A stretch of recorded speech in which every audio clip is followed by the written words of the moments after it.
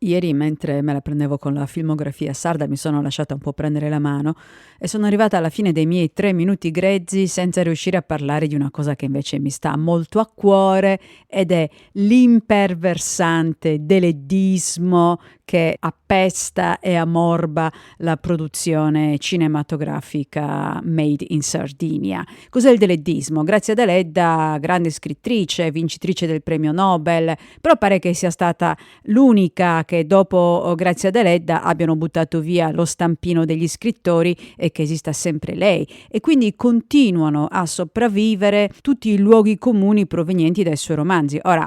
devo dire che a me Grazia Deledda non fa impazzire, anzi non mi piace per niente, la trovo molto noiosa, ma così come trovo noioso il teatro da quarta parete, non mi dice niente. Sarà pure brava, vabbè, ma a me non dice niente. Il fatto è che quando i registi e gli scrittori e gli sceneggiatori che si accingono a fare un film sardo sull'identità ambientato in Sardegna sono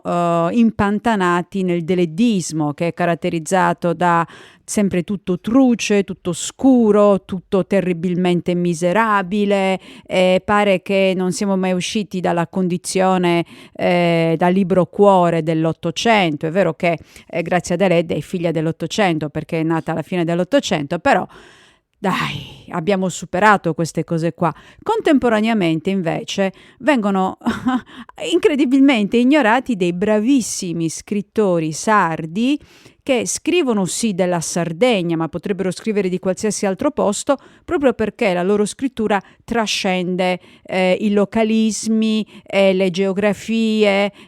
la mentalità da piccolo borgo.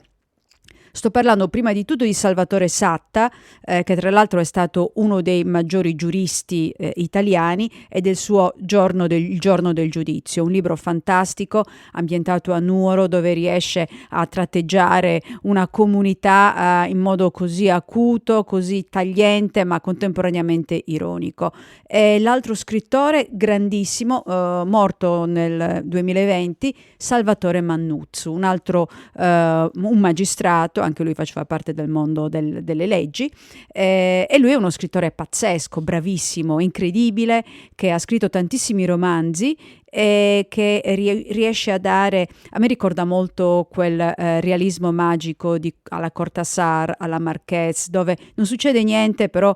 crea questa atmosfera dove incombe la catastrofe, poi però i fatti che accadono non sono mai chissà che, niente di spettacolare. Quindi mollate Grazia Deledda, prendetevi Il giorno del giudizio o qualsiasi altro libro di Salvatore Satta e prendetevi un libro di Salvatore Mannuzzu.